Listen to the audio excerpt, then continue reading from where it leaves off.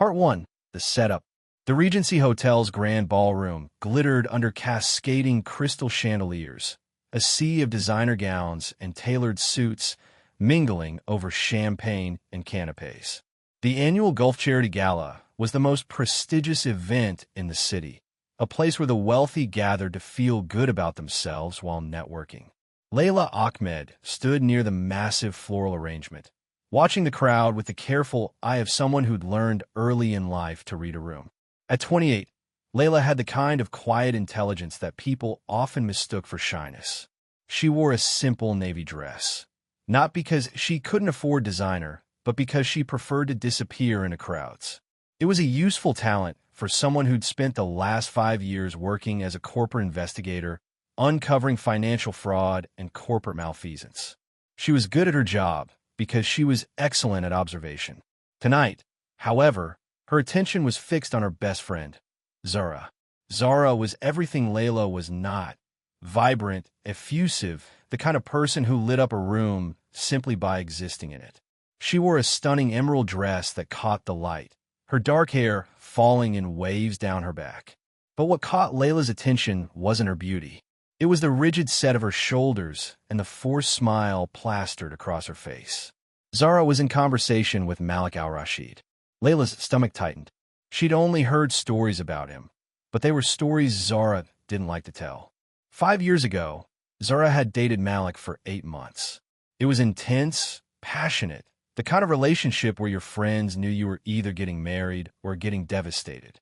Then, without warning, without explanation, he simply disappeared from her life. Changed his number, blocked her on everything, moved to Dubai to build his tech empire. The kicker? He'd broken up with her exactly 1 week after she'd turned down his marriage proposal. Now, at 35, Malik al-Rashid was worth somewhere in the neighborhood of $2 billion. He'd built an app-based empire that revolutionized supply chain management across the Middle East and North Africa. He was featured on Forbes covers.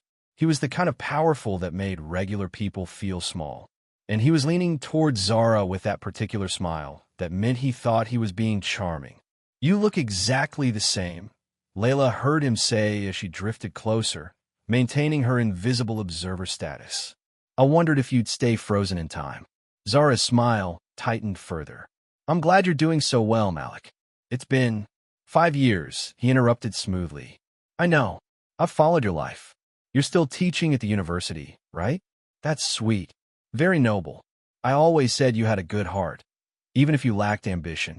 That was the moment Layla saw it, the flash of something raw in Zara's eyes.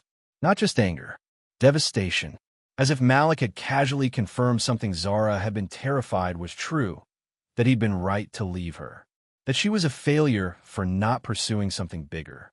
Layla knew, with absolute certainty, that this was not going to end well. She was right. What she didn't expect was that she would be the one to end it. Part 2. The Slap. Malik was still talking, apparently unaware that he was actively destroying something precious. "I mean, look at me." He gestured to himself with the unconscious arrogance of the perpetually successful. $2 billion, operations in 14 countries, and I'm about to close a funding round that will make it $3 billion. If you'd married me like I asked, you'd be living in the penthouse I just bought in Monaco. Instead, you're here at a charity gala in borrowed jewelry, still the same Zara you always were. He paused, and his smile turned almost pitying.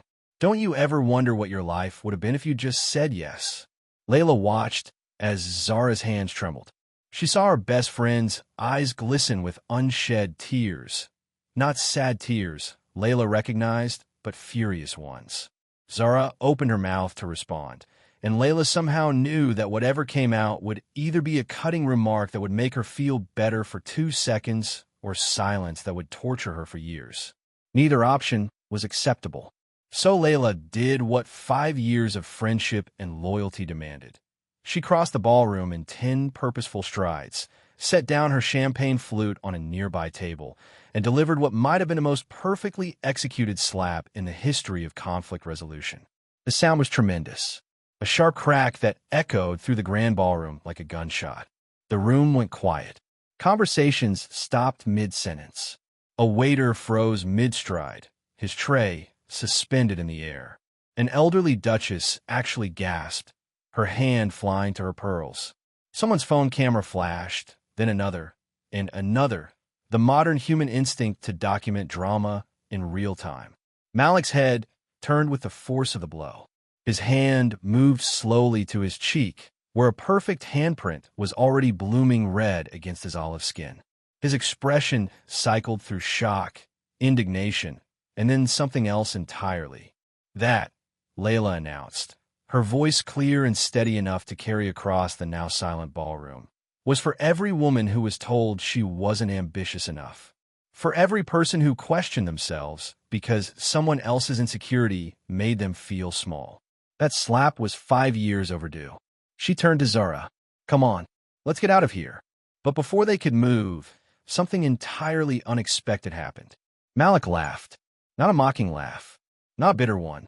A genuine, deep, shoulder-shaking laugh that seemed to come from somewhere authentic inside him. When he looked up, his eyes were wet. "I deserve that," he said. "I deserve far more than that." The crowd murmured. People looked at each other in confusion. This wasn't how these things were supposed to go. The billionaire was supposed to be angry, offended, threatening. He was supposed to call security or storm out. He wasn't supposed to laugh. "You have no idea," Malik continued, still touching his cheek, "how much I deserve that." Part 3. The Confession. Before Zara or Layla could process what was happening, Malik gestured toward a quiet corner of the ballroom. "Can we talk? Actually talk? I know I have no right to ask, but please." Layla looked at Zara, ready to refuse on her behalf. But Zara nodded slowly. "Okay," she said quietly, "but my friend stays with me." They moved to an alcove, away from the immediate crowd, but still visible enough that security wouldn't become concerned. Malik took a breath, and when he spoke, his voice was completely different. The arrogance was gone. In its place was something raw and honest. "When I left you 5 years ago," he began, "it wasn't because you weren't ambitious. It was because I was so ambitious that I was terrified of what it meant for us. My mother, you remember my mother, she told me that I was too hard on you, that I was pushing you to be someone you weren't. She said I was doing it because I was insecure about my own choices, that I needed someone to validate my path, not someone who had chosen a different one." He paused, looking directly at Zara. "I got angry at her for saying that. So angry. And I took it out on you. I said things that made you feel small. And then, when you turned down my proposal, I decided, and I remember this so clearly, I decided that if you didn't want to be part of my grand plan, then I didn't want to be part of your life at all. So you just left?" Zara's voice was small. "Without explanation? You made me feel like I was the problem." "You weren't the problem," Malik said quietly. "I was. I am. I spent 5 years building an empire while being absolutely empty inside. I surrounded myself with people who told me how great I was, how successful I was, how I'd made the right choice leaving you behind. And every single one of those people was a sycophant. And I knew it.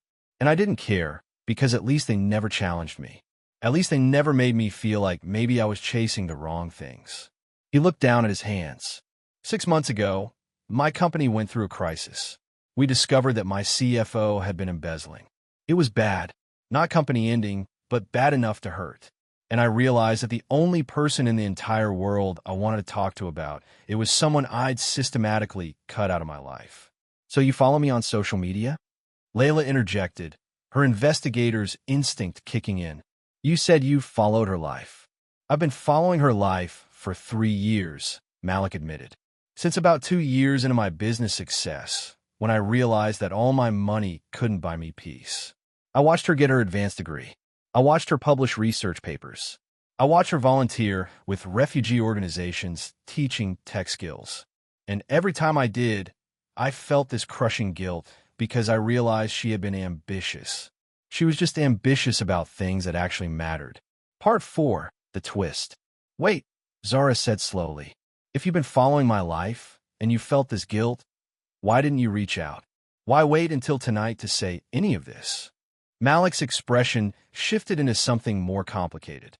"Because I'm still the same insecure person I was 5 years ago. I'm just richer now, which makes it easier to hide. I told myself I'd reach out once I'd accomplished something impressive enough to make it worth your time. I told myself I needed to prove I'd changed. But the truth is, I was just scared. So I came tonight planning to, I'm ashamed to say it, I was planning to make you jealous. To make you regret turning me down. To prove that I'd been right and you'd been wrong. And that whole thing about me being stuck and unambitious. Zara's voice was cold now, the hurt transmuting into anger.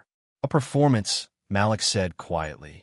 A desperate, pathetic performance by someone too insecure to just be honest. Zara was quiet for a long moment. Then she laughed, a short, bitter sound. You know what's really twisted? I spent 5 years wondering if you were right. I spent 5 years telling myself I should want more, should be more, should chase bigger things. I turned down 3 marriage proposals because I was terrified of making the same mistake I'd made with you.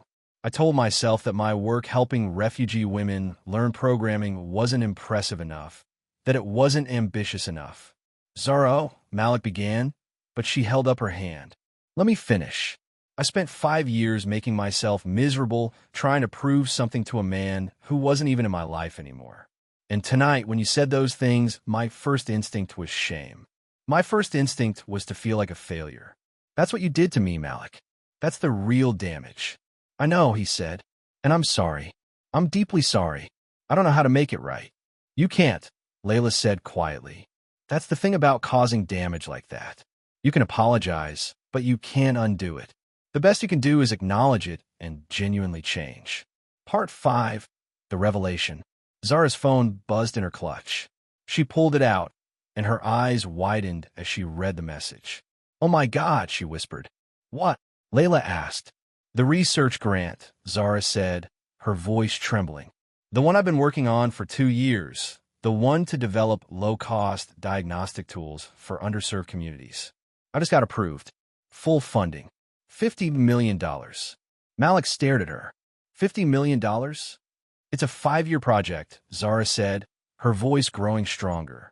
It could help millions of people in developing countries get access to diagnostics that could save their lives. I got rejected twice before. I was starting to think maybe I wasn't ambitious enough. Maybe I wasn't smart enough. Maybe you were right. She looked directly at Malik. But I wasn't. And I'm not. And do you know what's funny? The grant committee said in their feedback that what impressed them most was my quiet determination to solve problems that matter rather than chase accolades that don't. Malik's face went pale. You're joking. I'm not, Zara said. And you know what else? That $50 million is going to create jobs, fund research, and help so many people.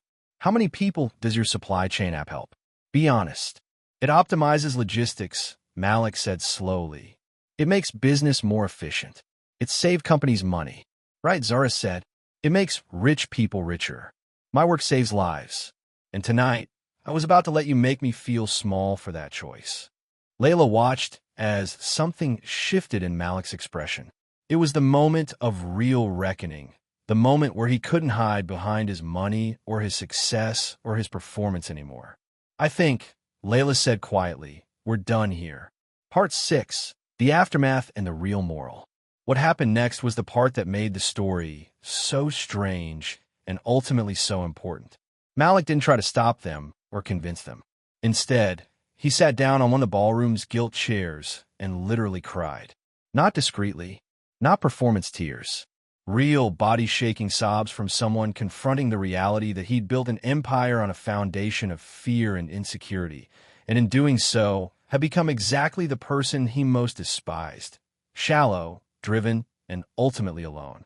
The videos of the slap went viral, as such things do in our modern age. Hashtag ballroom slap trended for 3 days. News outlets ran think pieces. Think piece writers wrote hot takes on think pieces. Most of the narratives followed a simple binary. Was the slapper a hero or a villain? Was the billionaire a monster or a victim of his own success? But the real story, the part that mattered, got buried underneath the sensational headlines. Over the following weeks, something unexpected began to unfold. Malik, genuinely shaken by the encounter, started therapy. Real therapy, not the kind that wealthy people use as an accessory. He began, slowly and painfully, to examine his relationship with success and ambition. He realized that his entire life had been built on a foundation of one simple insecurity: the fear that he wasn't enough. More importantly, he realized that this insecurity had metastasized into his behavior toward others.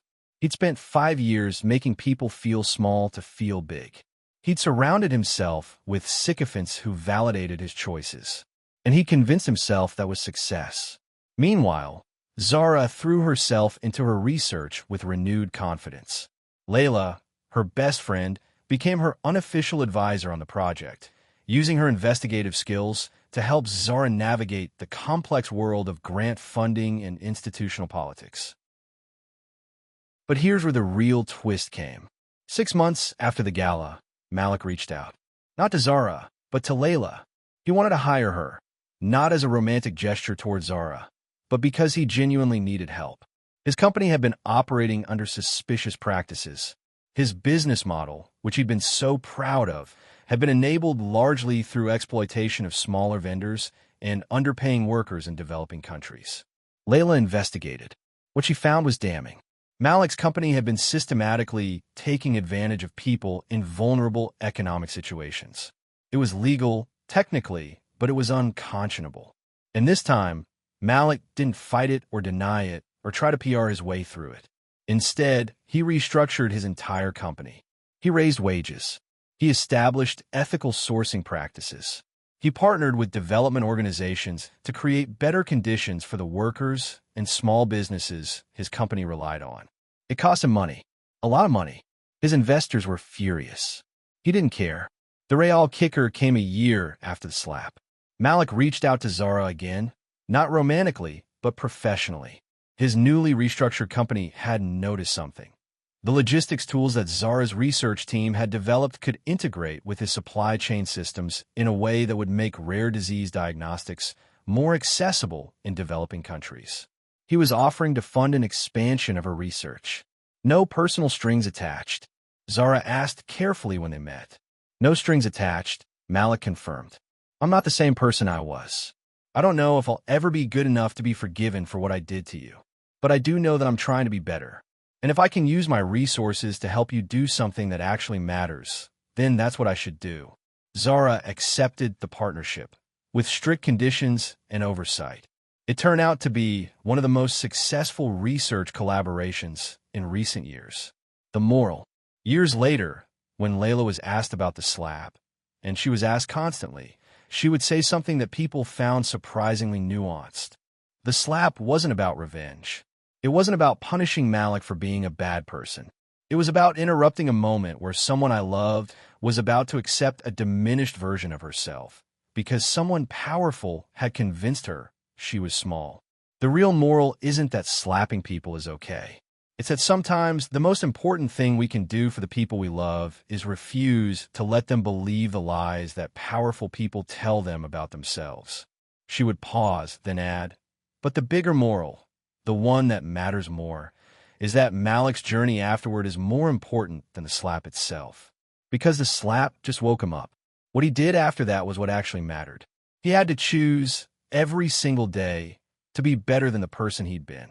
He had to do the hard work of examining his own insecurity and his own complicity in systems that harm people. And that's what real change looks like. It's not dramatic. It's not one moment. It's thousands of small choices to be better, made even when it's difficult and expensive and nobody's watching. The slap became legendary, but not for the reasons people initially thought. It became a symbol of something deeper, the moment when someone woke up to who they'd become and made the difficult choice to become someone better. After the three of them, Zara, Layla, and Malik, they never became friends. Zara and Malik maintained a respectful, professional relationship. But what emerged was something more valuable than friendship: mutual respect, grounded in honesty rather than romance or performance. And Layla?